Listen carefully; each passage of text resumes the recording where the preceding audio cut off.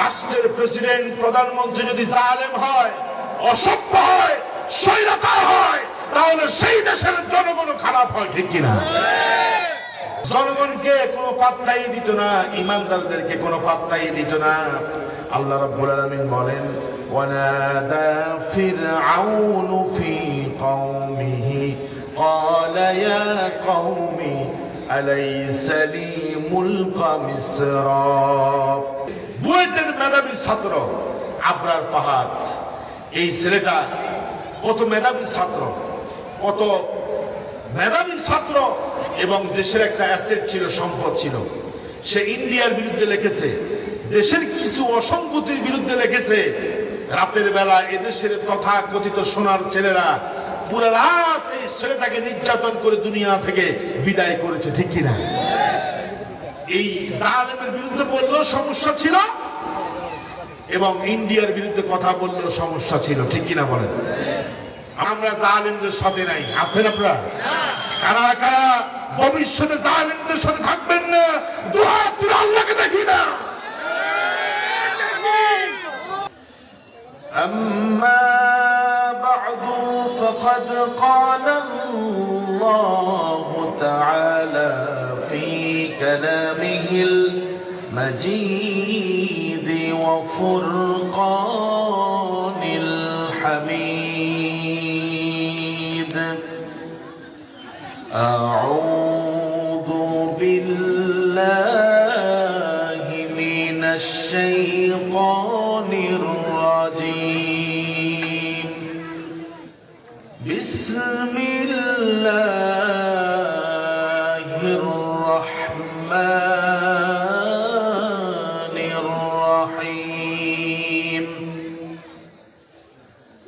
فلما نسوا ما ذكروا به فتحنا عليهم أبواب كل شيء حتى إذا فرحوا بما أوتوا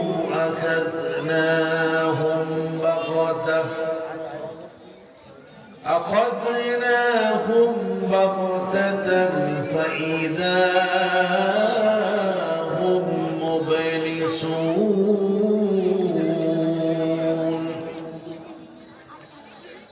وقال تعالى في شان رسوله إرشادا لنا وتعليما إن الله وملائكته يصلون على النبي يا أيها الذين آمنوا صلوا عليه وسلموا تسليما. اللهم صل على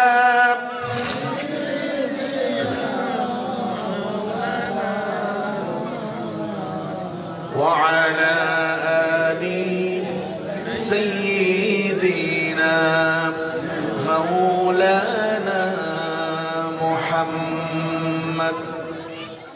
মনটা যদি হইতো পুবাল হাওয়া, হইতো যদি শুভ্র কবুতর, মেঘের ডানাই বাসিয়ে দিতাম প্রিয়সী অন্তর। যেথায় আমার প্রিয় নবী, যেথায় আমার প্রিয় রাসূল, ঘুমাই নিরন্তর। আল্লাহুম্মা সাল্লি আলা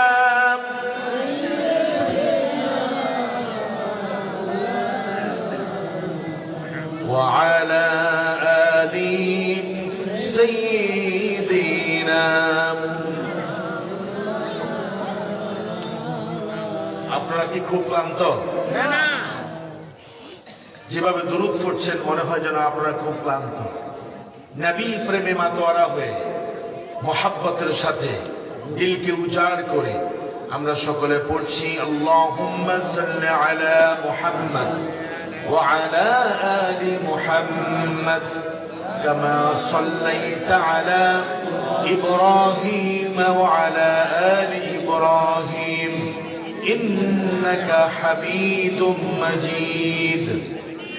اللهم بارك على محمد وعلى آل محمد كما باركت على إبراهيم وعلى آل إبراهيم إنك حميد مجيد بلغ العلا بكماله كشف الدجى بجماله حسنت جميع خصاله صلوا عليه। বাংলাদেশের অন্যতম জেলা লক্ষ্মীপুর জেলার সদর উপজেলাধীন পৌর 12 নং ওয়ার্ড বাইশমারা যুব সমাজ ও এলাকাবাসীর যৌথ উদ্যোগে আয়োজিত আজকের এই বিশাল পঞ্চম বার্ষিক আযিমুশ-শান তাফসীরুল কোরআন মাহফিলের পরম শ্রদ্ধেয় সভাপতি বাইশমারা কেন্দ্রীয় জামে মসজিদের মুহতারম মুকাররম খতিব মাওলানা জহিরউদ্দিন সাহেব আতালাল্লাহু উমরাহু ওয়া বারাকাল্লাহু ফি হায়াতিহি, আমরা দিল থেকে বলছি আমিন।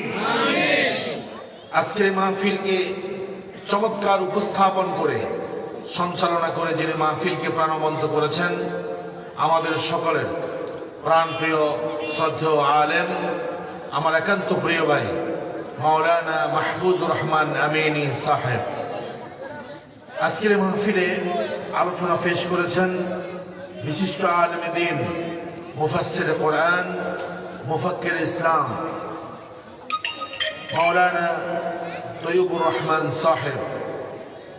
আজকের মাহফিলে প্রধান মুফাসসির হিসাবে তাকরীর পেশ করবেন, তাফসীর পেশ করবেন তাফসীর অঙ্গনের পরিচিত মুখ, নন্দিত আলেমে দ্বীন, আন্তর্জাতিক খ্যাতি সম্পন্ন মুফাসসিরে কোরআন, আমাদের এই লক্ষ্মীপুরের সন্তান, লক্ষ্মীপুরের গৌরব, ইস্ট লন্ডন জামে মসজিদ লন্ডন ইংল্যান্ডের সাবেক খতিব আল্লামা তারিক মুনাওয়ার হাফিজাহুল্লাহ। আল্লাহ যেন হুজুরকে যথা সময়ে এসে কোরআনুল কারীমের তাফসীর করার মাধ্যমে আমাদের দিলকে ঠান্ডা করতে পারে, বলেন আমিন। বাহিরে এখনো অসংখ্য ভাইয়েরা ঘোরাফেরা করছেন। আমি আলোচনা শুরু করার পূর্বেই বিনয়ের সাথে অনুরোধ করছি, আপনি যদি কোরআনকে ভালোবাসেন, ইসলামকে ভালোবাসেন, আল্লাহ এবং রাসূলকে ভালোবাসেন, তাহলে আজকে বাহিরে আড্ডা না দিয়ে কোরআনের এই পরিবেশে জান্নাতের বাগানে এসে বসেন। ইনশাআল্লাহ সুশৃঙ্খল ভাবে আমরা কোরআন এবং হাদিস থেকে কথা শুনব। আল্লাহ যেন আমাদের ভাইদেরকে অতি দ্রুত অতি শীঘ্রই মাহফিলের প্যান্ডেলে এসে বসার তৌফিক দান করে, বলেন আমিন। কোন শব্দ হতে পারবে না। আমার প্রিয় ভাইরা, আজকের এই মাহফিলে আসতে পেরে আপনারা খুশি না বেজার? দুই একজনও বলছে খুশি না বেজার? আসার তৌফিক যিনি দিয়েছেন, গলার আওয়াজ উঁচু করে বলেন তিনি কে? এজন্য শুকরিয়া আদায় করে আমরা বলছি রব্বানা লাকাল হামদ হামদান কাসীরান তাইয়িবান মুবারাকান ফীহি ইয়া রাব্বি লাকাল হামদু কামা ইয়ানবাগী লিজালালি ওয়াজহিকা ওয়া আযীমি সুলতানিকা।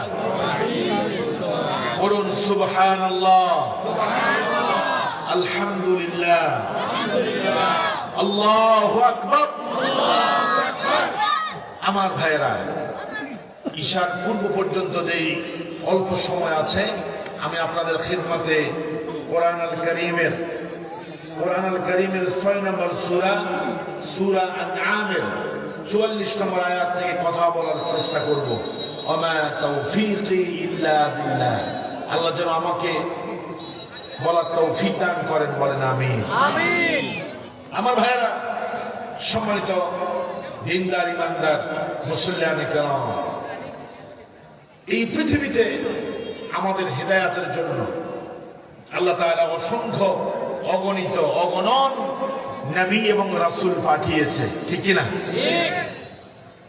জোরে বলেন তো দেখি, নবী এবং রাসূলরা মানুষদেরকে কার দিকে ডেকেছে? আল্লাহর দিকে।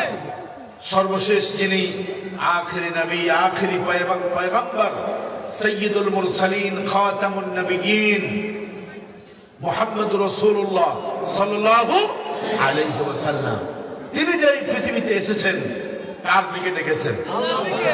আর জোরে করেন না, কার দিকে? আল্লাহর দিকে। আল্লাহর দিকে।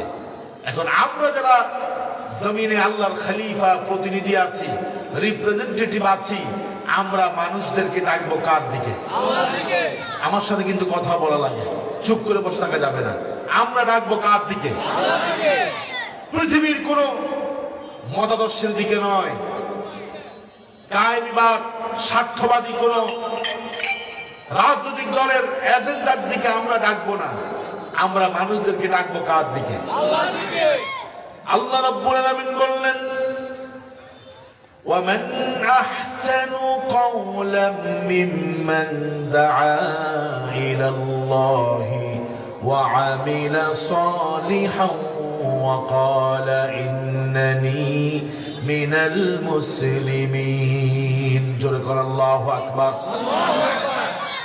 الله رب العالمين বললেন, ومن أحسن قولا ممن دعا إلى الله. তার কথার চাইতে উত্তম কথা আর কার হতে পারে যে মানুষদেরকে আল্লাহর দিকে ডাকে? আল্লাহু আকবার কোন।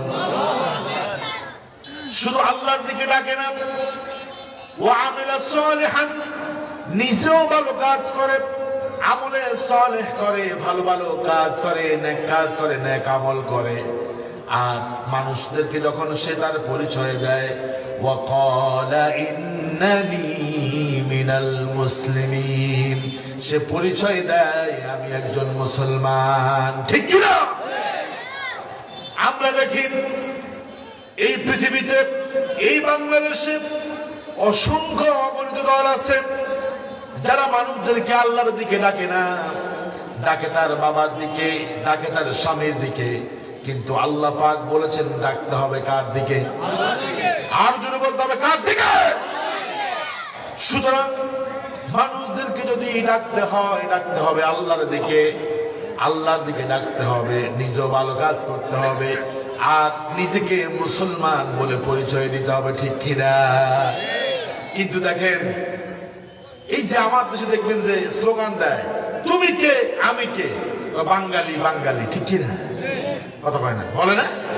আচ্ছা কোন আমাদের পরিচয়, আমরা আগে বাঙালি না আগে আমরা মুসলমান? আর জোরে বলেন, বাঙালি না মুসলমান? মুসলমান বললে বেজাল আছে, এই জন্য মুসলমান পরিচয় দেয় না। বাঙালি বলে স্বার্থ হাসিল করতে চায়, এই কারণে বাঙালি বলে, ঠিক কিনা?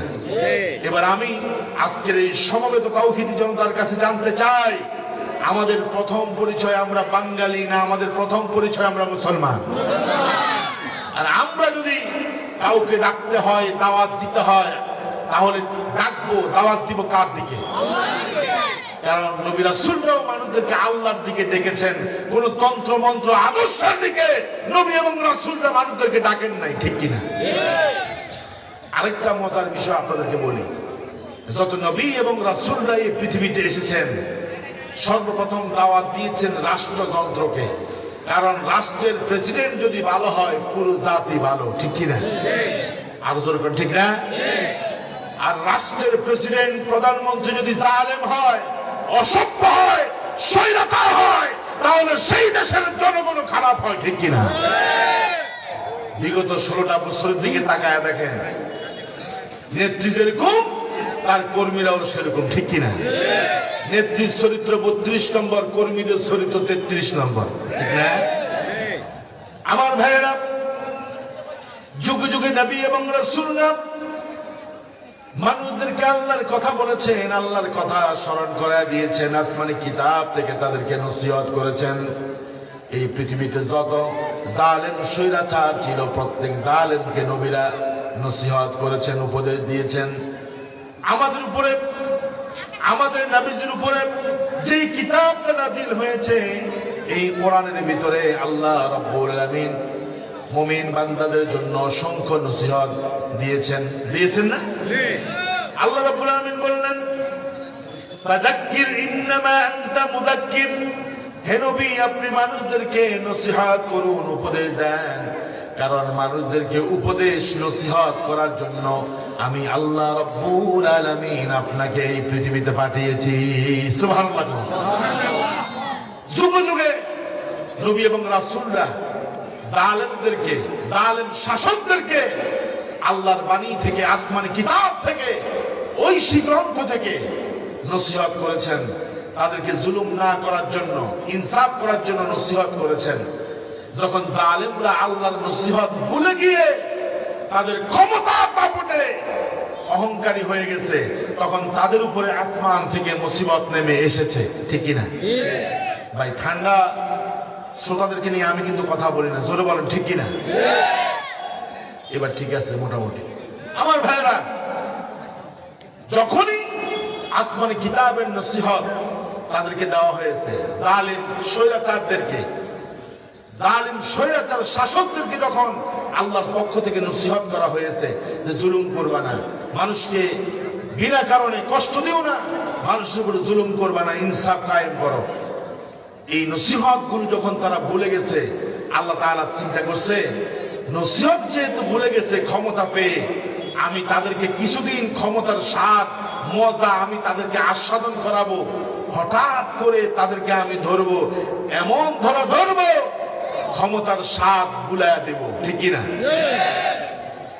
এই কথা আল্লাহ রাব্বুল আলামিন কোরআনুল কারীমের 6 নম্বর সূরা, সূরা আনআমের ভিতরে এইভাবে বলতেছে, ফালাম্মা নাসু মা যুকিরু বিহি ফাতাহনা আলাইহিম আবওয়াবা কুল্লি শাইইন হাত্তা ইযা ফারিহু বিমা উতু আখাযনাহুম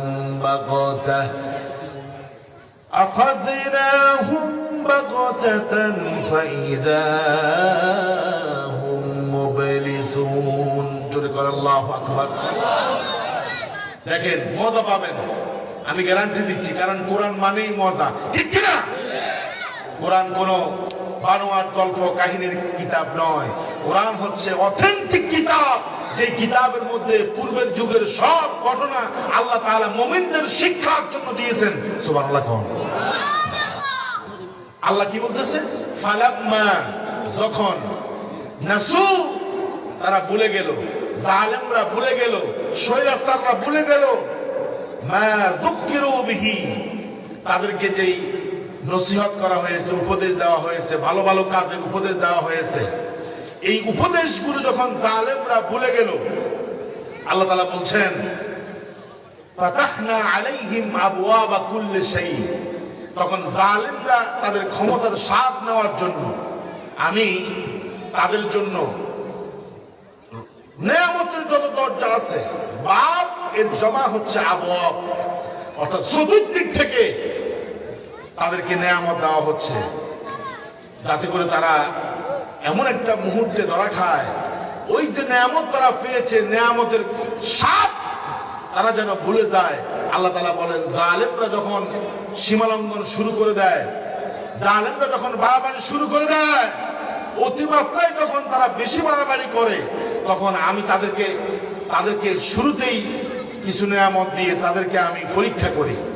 তাতেও যদি তারা অহংকারী আচরণ বাদ না দেয়, এরপর আল্লাহ পাক বলেন, হাত্তা ইযা ফারিহু বিমা উতু, আল্লাহ তাআলা বলেন আমি তাদেরকে নেয়ামত দেই, নেয়ামত দেওয়ার পরে আরো অহংকারী যখন হয়ে যায়, সীমালঙ্ঘন যখন আরো বেশি বাড়িয়ে দেয়, আল্লাহ তাআলা বলেন আখাযনাহুম বাগতা, হঠাৎ করে, তারা কল্পনাও করে নাই এমন সময় আমি তাদেরকে ধরি, ফাইদা হুম মুবলিসুন, তখন তারা হতাশ হয়ে যায়, কিরে আমাদেরকে এত নেয়ামত, এত ক্ষমতা, এত কিছু, হঠাৎ করে আমাদের এত পতন হইল কেমনে? ঠিক কিনা? বর্তমান সময়ের সাথে একটু মিলায় নেবেন। আমি প্রেক্ষাপট আপনাদেরকে পুরোপুরি বলবো না, বুঝে নিতে হবে, ঠিক কিনা? বিগত সময়গুলোর দিকে তাকান, ক্ষমতায় তারা যেভাবে গিয়েছে গেছে, ক্ষমতা পাওয়ার পরে এদেশের আলেম ওলামা তাদেরকে নসিহত করেছিল তাফসীরুল কোরআন মাহফিল থেকে, ওয়াজ মাহফিল থেকে, মসজিদের মিনার থেকে, মিম্বার থেকে, জুমার দিন তাদেরকে নসিহত করা হতো জুলুম যেন না করে, আলেমদের সাথে যেন বেয়াদবি না করে। তাফসীরুল কোরআন মাহফিল থেকে জালেমদেরকে সতর্ক করা হয়েছে, নসিহত করা হয়েছে। ওয়াজ মাহফিল থেকে হাজারবার তাদেরকে নসিহত করা হয়েছে। তারা নসিহত গুলো শুনেই নাই, বরং তারা এদেশের কোরআনের পাখি, কোরআনের মুফাসসির যিনি 50টি বছর কোরআনের দাওয়াত দিয়েছে, বিনা অপরাধে কোরআনের কথাগুলো বলার কারণে, তাদেরকে সতর্ক করার কারণে ওই জেলখানার ভিতরে তাদেরকে নিয়ে গিয়েছে, ঠিক কিনা? আল্লামা মামুন হকের মতো শাইখুল হাদিস ইবনে শাইখুল হাদিস করিম ইবনে করিম, তাকেও তারা ছাড় দেয় নাই। মুফতি আমির হামজাকে তারা ছাড় দেয় নাই। কওমের সূর্য সন্তান রফিকুল ইসলাম মাদানীকেও তারা ছাড় দেয় নাই। কত বড় জালেম তারা হয়ে গেছে, আল্লাহর দেওয়া উপদেশগুলো তারা ভুলে গেছে, ক্ষমতার নেশায় তারা মত্ত হয়ে গেছে। চতুর্দিক থেকে তাদের অর্থ, বিত্ত, ক্ষমতা সবকিছু তাদেরকে আল্লাহ দিয়েছে। আমরা তো হতাশ হয়ে গেছি, কি রে জালিমকে আল্লাহ এত সুযোগ দেয় কেন, এত নেয়ামত দেয় কেন? 15-16 বছরে তারা ক্ষমতায় এত নেয়ামত তারা পেয়ে গেছে, লক্ষ হাজার কোটি মিলিয়ন বিলিয়ন সম্পত্তির মালিক হয়ে গেছে, চতুর্দিক থেকে নেয়ামত আসতেছে। আল্লাহ পাক বলেন, বান্দা শোনো, এই নেয়ামত গুলো দিয়ে আমি পরীক্ষা করছি, করার পরে হঠাৎ করে একদিন আখাযনাহুম বাগতাহ, জালিমদেরকে আমি হঠাৎ করে একদিন ধরেছি, ফাইযা হুম মুবলিসুন, তারা হতাশ হয়ে গেছে, তারা অবাক হয়ে গেছে। একটু জিকির করেন, লা ইলাহা ইল্লাল্লাহ, লা ইলাহা ইল্লাল্লাহ, লা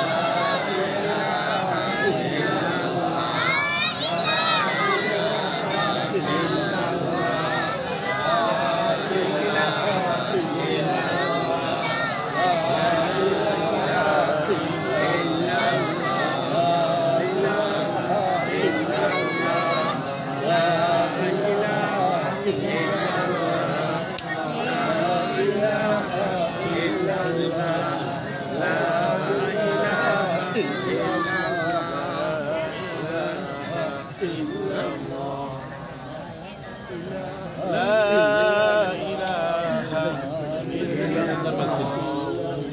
মুহাম্মাদুর রাসূলুল্লাহ।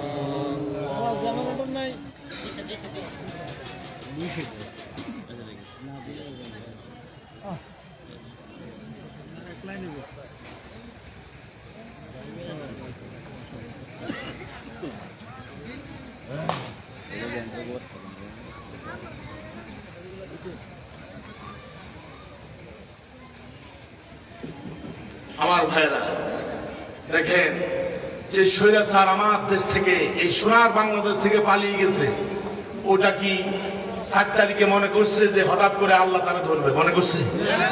আরো জোরে বলেন, মনে করছে? তার প্রমাণ হচ্ছে দুপুর বেলা খাওয়ার জন্য ভাত রান্না করেছে, ঠিক কিনা? 5-7 রকমের ভর্তা, বোয়াল মাছের পেটি, কাতলা মাছের ঝোল, চিংড়ি মাছের চচ্চড়ি, কথা কয় না, সব কিছু হয়েছে। যারা গণভবনে ঢুকেছে তারা বলছে প্রায় 29 আইটেমের রান্না হয়েছে, বুবুজান খাবে, ঠিক কিনা? আল্লাহ পাক বলে, তুমি এত জুলুম করেছ, আমি আল্লাহ তোমাকে এত ছাড় দিয়েছি। ওয়াউমলি লাহুম ইন্না কাইদি মাতিন, আল্লাহর সুন্নাত হচ্ছে আল্লাহ ছাড় দেয় তবে ছেড়ে, এত সুযোগ দিয়েছে। ও মনে করছে আমার করবেটা কি? লক্ষ লক্ষ মানুষ আমার বিরুদ্ধে আন্দোলন করেছে, আমার কিছু করতে পারে নাই। এই ছোট ছোট ছাত্র জনতা আমার কি করবে, ঠিক কিনা? বলেন তো দেখি, ধরে কে? আরো জোরে বলেন, ধরে কে? আল্লাহ বলে আমি ধরি, আগে দিয়ে কোনো নোটিশ দেই না, আগে দিয়ে আমি কোনো পয়গাম পাঠাই না, বাক্তাতান আমি হঠাৎ করে ধরি। সুতরাং এই পৃথিবীর সব জালেমদেরকে শিক্ষা নিতে হবে যে আল্লাহ ধরে ধরে ধরে না, ধরলে ছাড় দেয় না, ঠিক কিনা? আমার ভাইরা, ক্ষমতার মালিককে আরো জোরে বলুন, ক্ষমতার মালিককে। আল্লাহ রাসূলের সাহাবী আবু মুসা আল-আশআরী রাদিয়াল্লাহু তাআলা আনহু তিনি বলেছেন, ইন্নাল্লাহা লা ইউমলি লিয-যালিম, আল্লাহ জালিমদেরকে মাঝে মধ্যে ছাড় দেয়। হাত্তা ইযা আখাযাহু, যখন জালিম তার জুলুমের সীমা অতিক্রম করে ফেলে, সীমা অতিক্রম করে ফেলে, জুলুমের মাত্রা যখন বাড়িয়ে দেয়।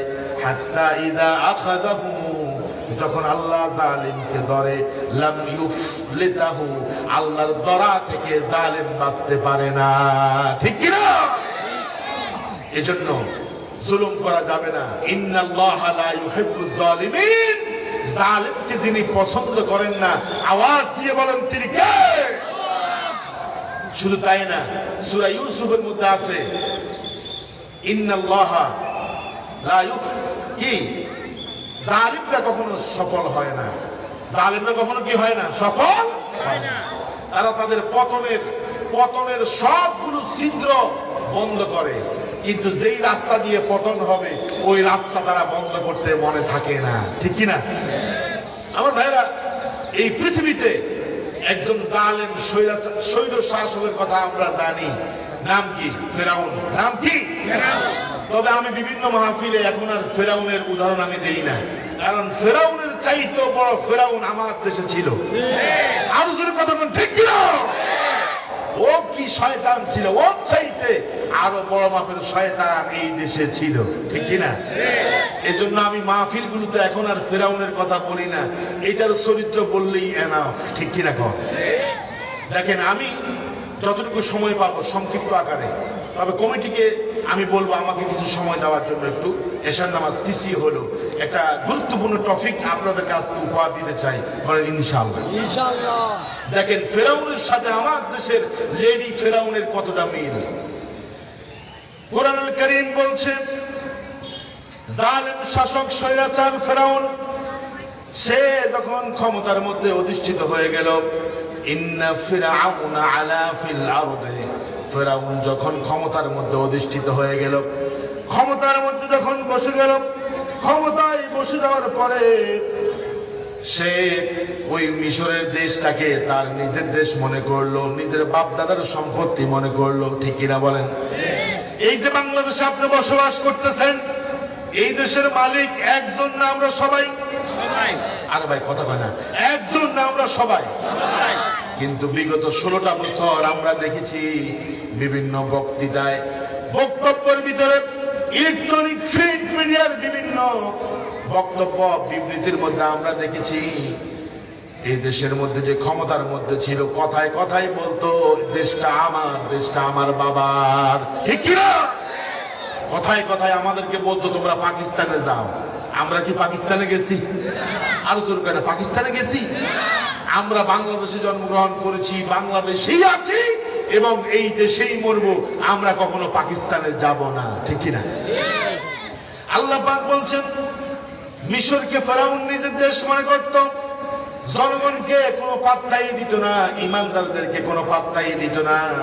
আল্লাহ রাব্বুল আলামিন বলেন, ওয়ানাদা ফিরআউন ফি কওমিহি ক্বালা ইয়া কওমি আলাইসা লি মুলকা মিসর।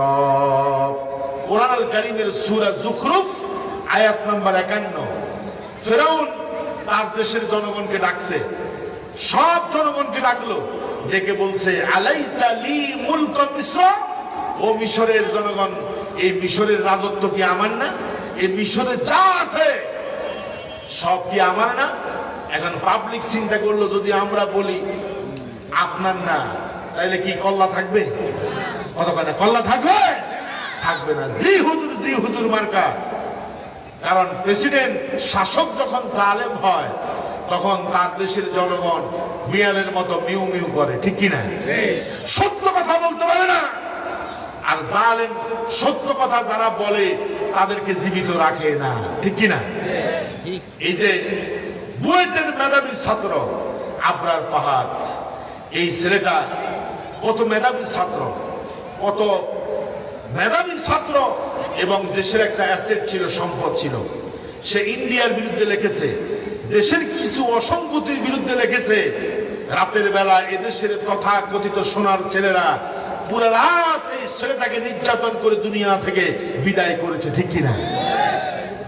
এই জালেমের বিরুদ্ধে বললেও সমস্যা ছিল, এবং ইন্ডিয়ার বিরুদ্ধে কথা বললেও সমস্যা ছিল, ঠিক কিনা বলেন? আমার ভাইরা দেখেন ফেরাউনের চরিত্রের সাথে কেমন মিল। ফেরাউন জনগণকে বলল, আলাইসা লি মুলকা মিসর, এই মিশরের যে রাজত্ব ক্ষমতা সবকিছু কি আমার না? জনগণ বলছে হ্যাঁ, সবকিছু আপনার। এবার ফেরাউন বলল, ওয়াহাদিহিল আনহার, এই মিশরের মধ্যে যত নদী আছে, নদী নালা আছে, এই সবগুলোর মালিকও আমি। নাউযুবিল্লাহ কোন আফালা তুবসিরুন, তোমরা কি দেখতে পারো না? তোমরা কি দেখতে পাও না? মিশরের রাজ্য আমার, মিশর রাজ্যে যা আছে সব আমার। জোরে বলেন, এটা দাবি করছে কে? ওর কথা বলেন, এটা দাবি করছে কে? আমার দেশে যে লেডি ফেরাউন ছিল ওটা মনে হয় দাবি করে নাই, কথা বলেন, করছে না? হুজুরদেরকে পাত্তাই দেয় না, ইসলামপন্থীদেরকে পাত্তাই দিত না। কথায় কথায় তাদেরকে তিরস্কার করে কথা বলতো, বলতো যে এই দেশে তোমাদের জায়গা হবে না, তোমরা আরেক দেশে চলে যাও। অথচ আমরা এই দেশের নাগরিক, নাহনু মুওয়াতিনু বাংলাদেশ, আমরা বাংলাদেশের নাগরিক হওয়া সত্ত্বেও তারা কথায় কথায় বলতো এই দেশের স্বাধীনতা তারা এনেছে, এই দেশটা তারা এনেছে, স্বাধীনতা তারাই এনেছে। এই জন্য এই দেশে তারা বারবার আমাদেরকে হুমকি দিত, এই দেশ থেকে বের হয়ে যাও, দেশ আমার। তাহলে ওই যে ফেরাউনের চরিত্রের সাথে এই ফেরাউনের চরিত্রের মিল ছিল কি ছিল না? আমি বেশি ব্যাখ্যা করব না, সংক্ষিপ্ত ভাবে বলছি। ফেরাউনের 2 নম্বর চরিত্র ছিল আকরাহুন নাস ওয়াত তাইয়িবিন। ফেরাউনের দেশের মধ্যে যারা ভালো মানুষ ছিল, যারা কথা এবং কাজে সৎ ছিল, আমানতদার ছিল, ঈমান যাদের ভিতরে ছিল, এই সমস্ত নেককার ভালো মানুষদেরকে ফেরাউন জনগণের কাছে খারাপ বানিয়ে দিয়েছে, ঠিক কিনা?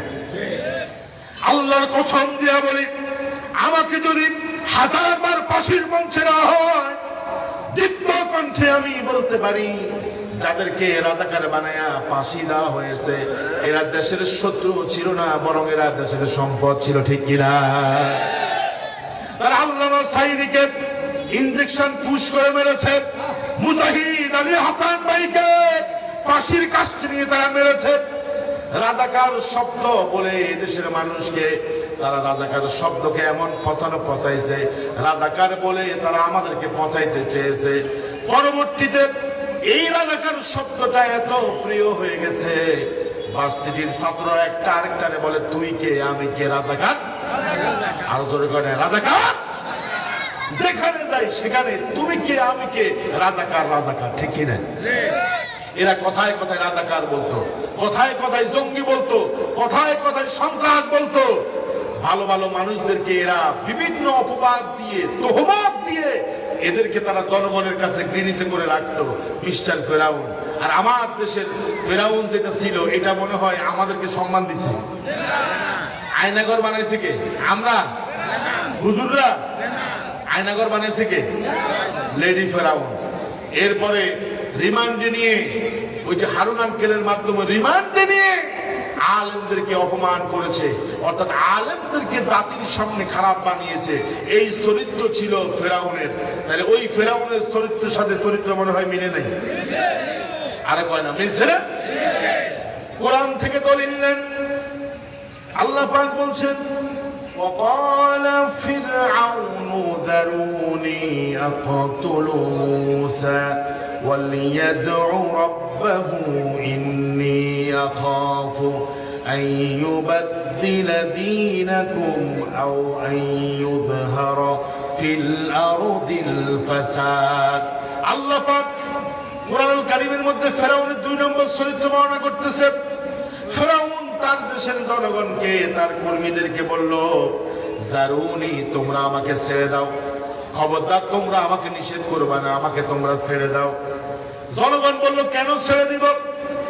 মিস্টার ফেরাউন বলল, আতকুল মূসা, আমি মূসারে মেরে ফেলবো, হত্যা করে ফেলবো। ওয়ালিয়াদউ রাব্বাহু, সেটা রবকে ডাকবে, রবকে ডাকুক, যা করুক না কেন সে আমার আক্রমণ থেকে সে বাঁচতে পারবে না।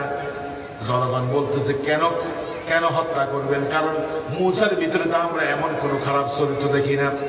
মূসা মানুষদেরকে আল্লাহ দাওয়াত দেয়, আপনাকেও আল্লাহ দাওয়াত দিয়েছে, দ্বীনের কথা বলেছে। আমরা মূসাকে খারাপ কিছু করতে দেখি নাই। এই যে আমার দেশের ইসলামী আন্দোলন যারা করে, কোরআনের কথা যারা বলে, এদেরকে বলে রক কাড়ে, কথা কয় না? এরা নাকি মানুষের রক কাড়ে। তো আমি বললাম যে কার রক কাটছে? অমুক এলাকার। ওই এলাকায় গেছি, আর কয় না আমরা এই জায়গায় কারো রক কাড়ে নাই। ওই এলাকাতে হইতে পারে, আরেক এলাকাত গেলাম, কয় না আমাদের এলাকা তো এরা রক কাটছে, এরকম কোন নজির নাই। আল্লাহু আকবার। ফেরাউন তার জনগণকে বলল, আমার ছেড়ে দাও, আমি মূসা হত্যা করব। জনগণ বলল, কেন করবেন তার মতো? আফদালুন নাস, আহাব্বুন নাস, এত ভালো মানুষ, এত ভদ্র মানুষ আমাদের এই মিশরের মধ্যে নাই, কেন মারবেন? এবার ফেরাউন বলল, শুনো কেন মারব? ইন্নী আখাফু, নিশ্চয় আমি ভয় করতেছি, আইয়ুবাদদিলা দীনাকুম, তোমাদের ধর্মকে, জীবন ব্যবস্থাকে মূসা পরিবর্তন করে দিবে, উলট পালট করে দিবে, আমি এটা ভয় করতেছি। আও ইউযহারা ফিল আরদিল ফাসাদা, অথবা এই মূসা তার সন্ত্রাসীদেরকে নিয়ে জমিনের মধ্যে বিশৃঙ্খলা করবে, এই জন্য আমি মূসাকে মেরে ফেলতে চাই। আচ্ছা বলেন তো, যেই অপবাদ ফেরাউনে দিছে, এটা সত্য না মিথ্যা?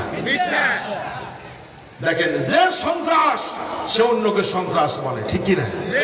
যে নষ্ট সে অন্যকে নষ্ট বলে। আল মারউ ইয়াকিসু আলা নাফসি, মানুষ অন্যকে নিজের মতো মনে করে। অথচ কোরআনে আল্লাহ পাক বলছে, ফেরাউনকে বলছে, ফেরাউন যখন কালেমা পড়তে চাইছিল, মৃত্যুবরণ করার সময় পানি খাইতেছে আর ডুবতেছে, আর বলতেছে, আল্লাহ আমি তোমার উপর ঈমান আনলাম।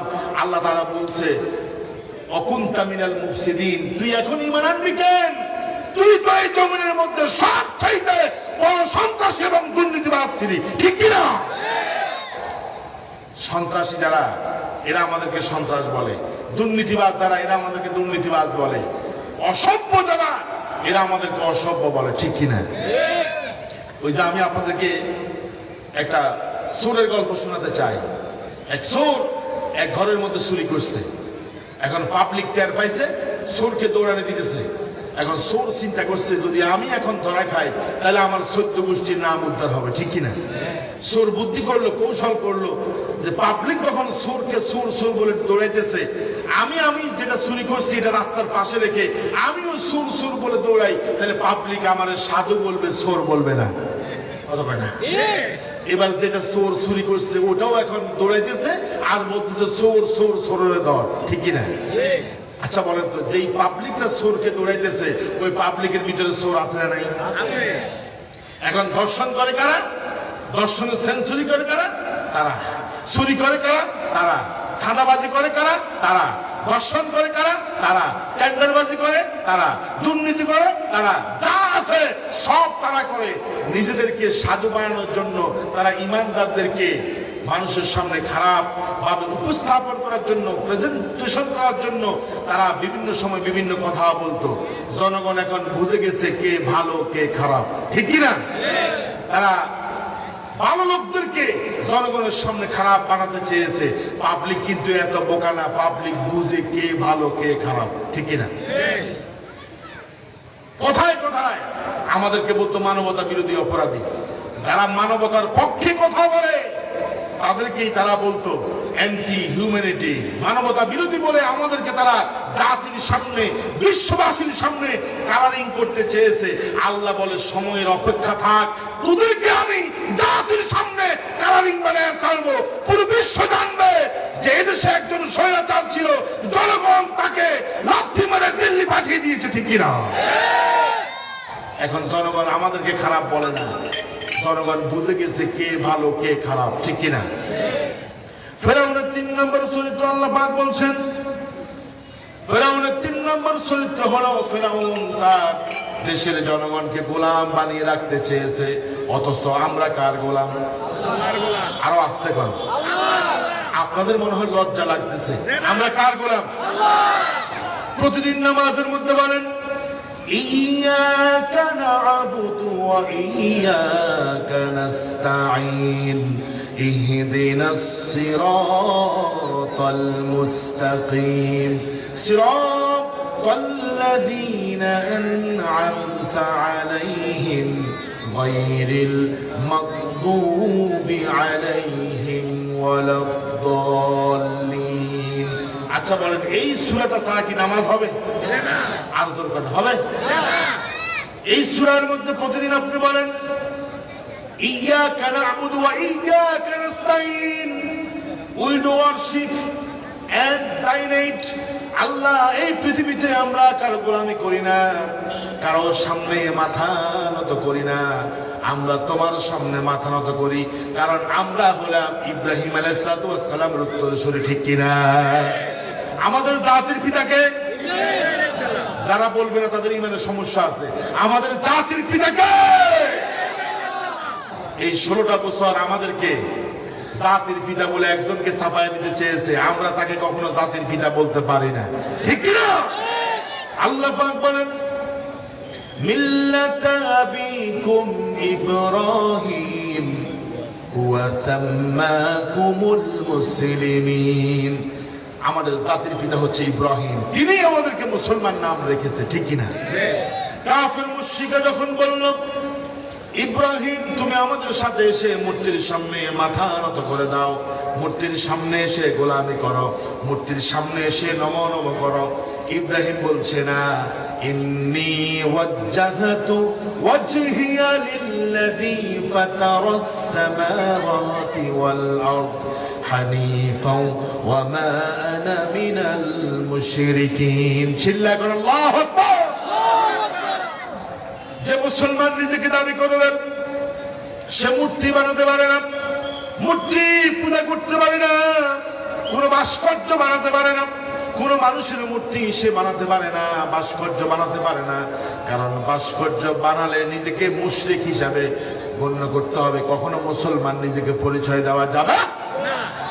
16টা বছর আমরা দেখেছি রাস্তার কিনারায় কিনারায় মূর্তি বানায়া, প্রতিকৃতি বানায়া রাষ্ট্রের হাজারো কোটি টাকা খরচ করেছে ওই জালেম, ঠিক কিনা বলে? আজকে রাস্তার পাশে কোনো মূর্তি আমরা দেখি না, কথা হয় না?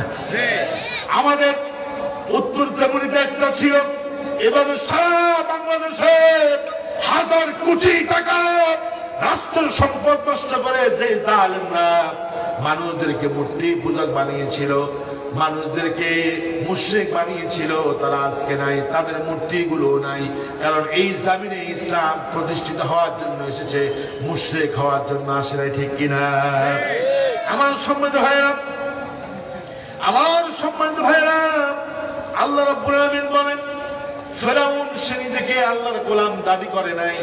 মুসা আলাইহিস সালাম যখন বলছে ফেরাউন তুমি আল্লাহরে ডাকো, আল্লাহর গোলামি করো, তখন ফেরাউন আল্লাহকে মানে নাই, আল্লাহর গোলামি করে নাই, বরং সে মিশরের জনগণকে ডাকলো, মিশরের জনগণকে ডেকে বলল ফাকালা আনা রাব্বুকুমুল আ'লা, আমি হলাম তোমাদের বড় খোদা, বড় রব, আমার চাইতে বড় খোদা, বড় রব আর কেউ নাই, কথা হয় না? আর কেউ নাই, কেউ নাই।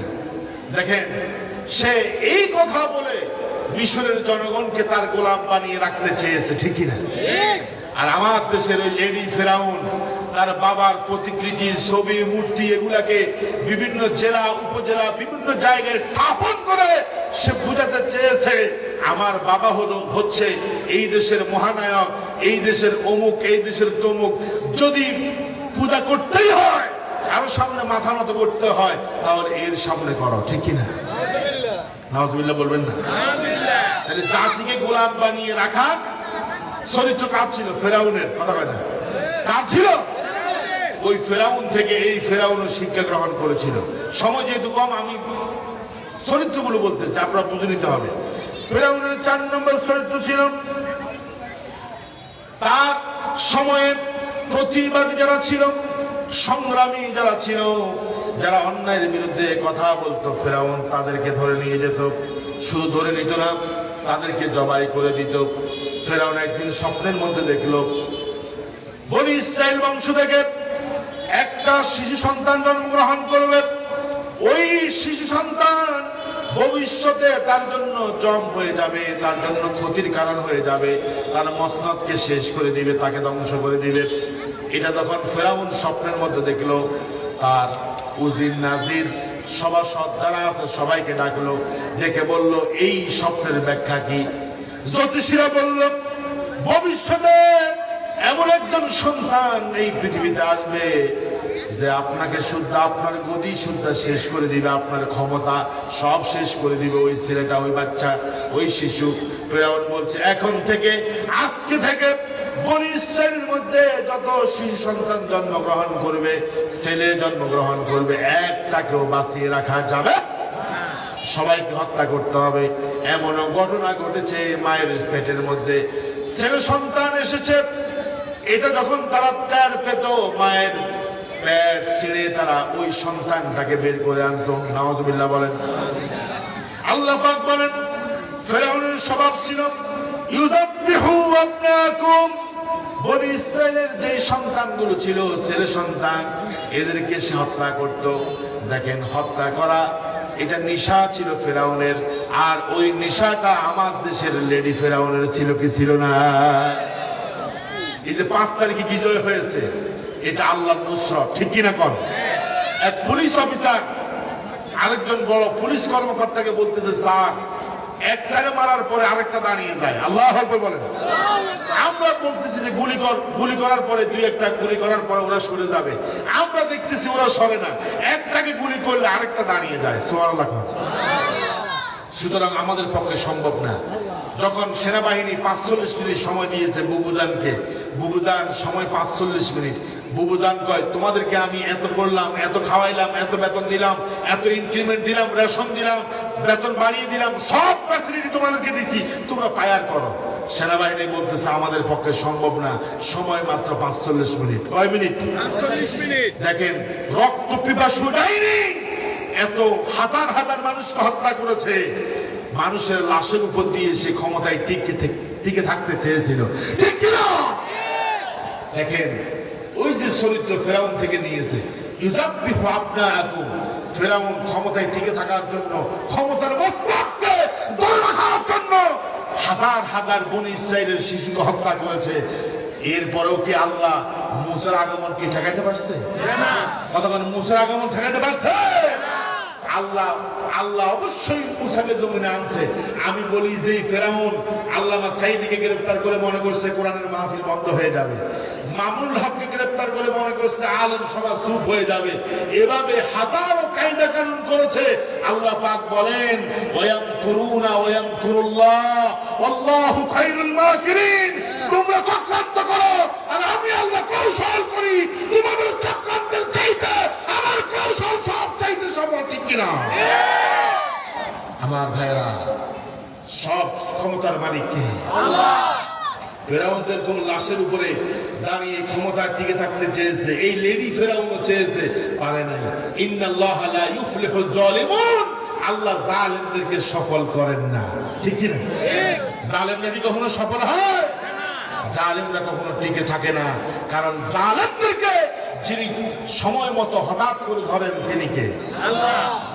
জালেমদের আরেকটা চরিত্র হলো জালেমরা অহংকারী হয়, জালেমদের মধ্যে বিনয়ী ভাব থাকে না, নম্রতা থাকে না, কথায় কথায় মানুষদেরকে মন্দ ভাষায় কথা বলে, ঠিক কিনা বলেন?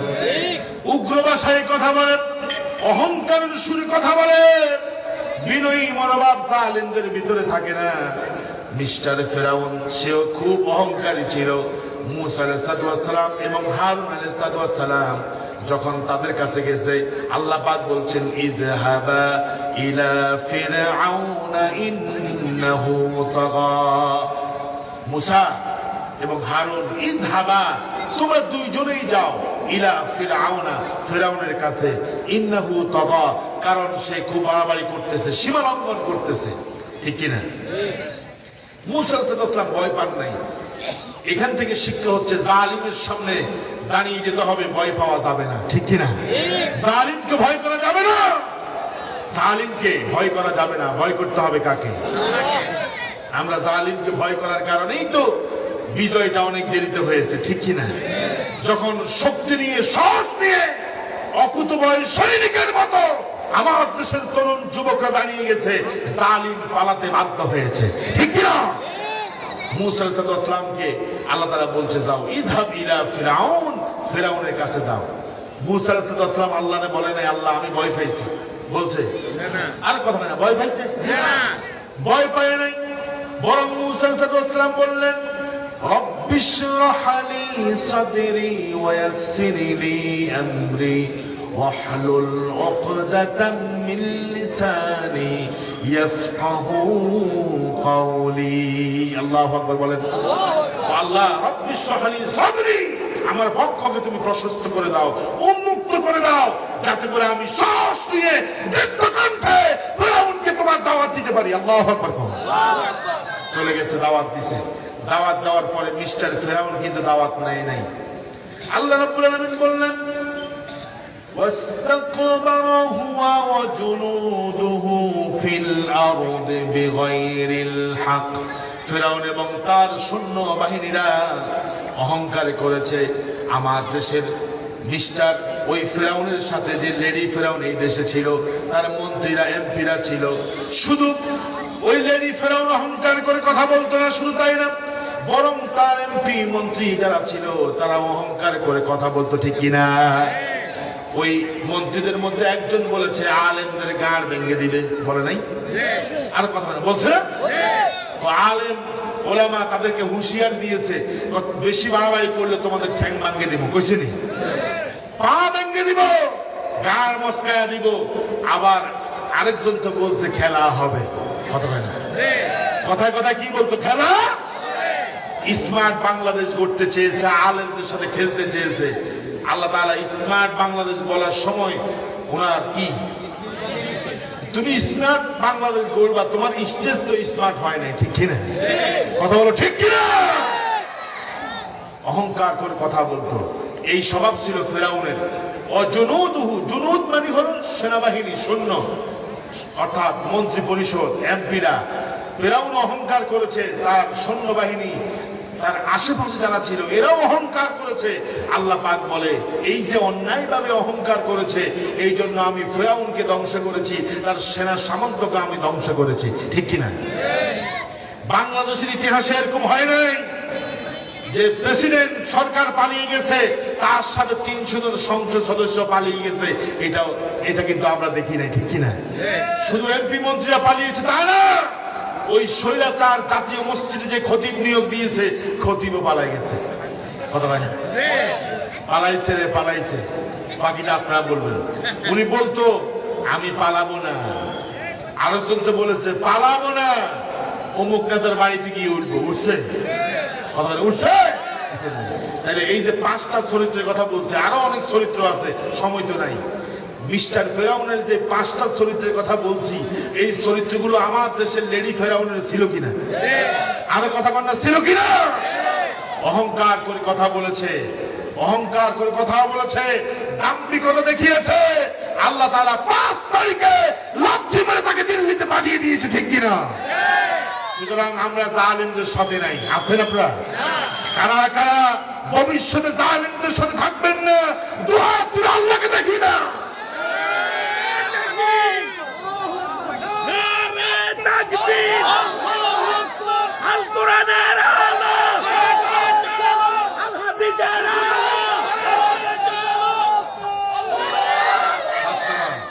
আগামীর বাংলাদেশ ইসলামের বাংলাদেশ, ইনশাআল্লাহ। আগামীর বাংলাদেশ কোরআনের বাংলাদেশ, ঠিক কিনা? কোনো একদিন এদেশের আকাশে কালিমার পতাকা উড়বে, সেদিন সবাই খোদাই বিধান পে দুঃখ বেদনা বলবে। বলেন, কোনো একদিন এদেশের আকাশে কালিমার পতাকা উড়বে, সেদিন সবাই খোদাই বিধান পে আমি। আমার আলোচনার সময় শেষ, আজানও দিয়েছে। আল্লাহ যেন আমাদেরকে হুকুমতে ইসলামিয়ার জন্য কবুল করে বলেন আমি, ইসলামী খেলাফতের জন্য কবুল করেন বলেন আমি।